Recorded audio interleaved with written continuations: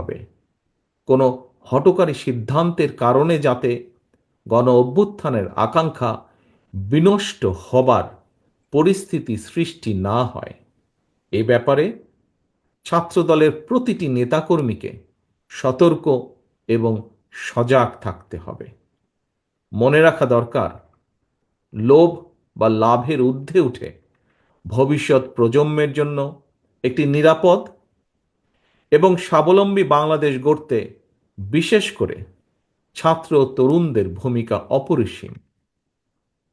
বাংলাদেশকে আন্তর্জাতিক বিশ্বে একটি কার্যকর এবং প্রভাবশালী রাষ্ট্রের ভূমিকায় দেখতে চাইলে, বাংলাদেশ নামক রাষ্ট্রের একজন মর্যাদাবান নাগরিক হিসাবে বেঁচে থাকতে চাইলে জ্ঞানভিত্তিক সমাজ ও রাষ্ট্র গঠনের কোনোই বিকল্প নেই।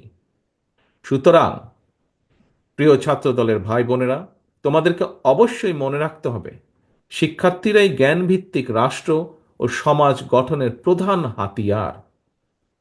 রাষ্ট্র এবং রাজনীতি সম্পর্কে শিক্ষার্থীদের অবশ্যই সচেতন থাকতে হবে। তবে শিক্ষার্থী হিসাবে তোমাদের প্রথম এবং প্রধান লক্ষ্য হতে হবে লেখাপড়া, লেখাপড়া এবং লেখাপড়া।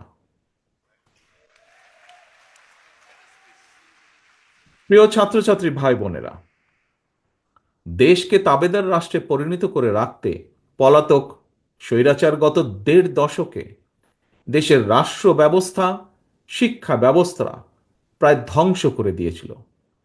এটি ছিল দেশকে অকার্যকর রাষ্ট্রে পরিণত করা একটি সুদূর প্রসারী ষড়যন্ত্রের অংশ। পলাতক স্বৈরাচার গত ১.৫ দশকে ধর্ম বর্ণ নির্বিশেষে সকল শ্রেণী পেশার মানুষ তথা ছাত্র, শিক্ষক, কৃষক, শ্রমিক, দিনমজুর, নারী, শিশু, আবাল বৃদ্ধ বনিতা প্রত্যেকের গণতান্ত্রিক রাজনৈতিক অধিকার কেড়ে নিয়ে দেশ এবং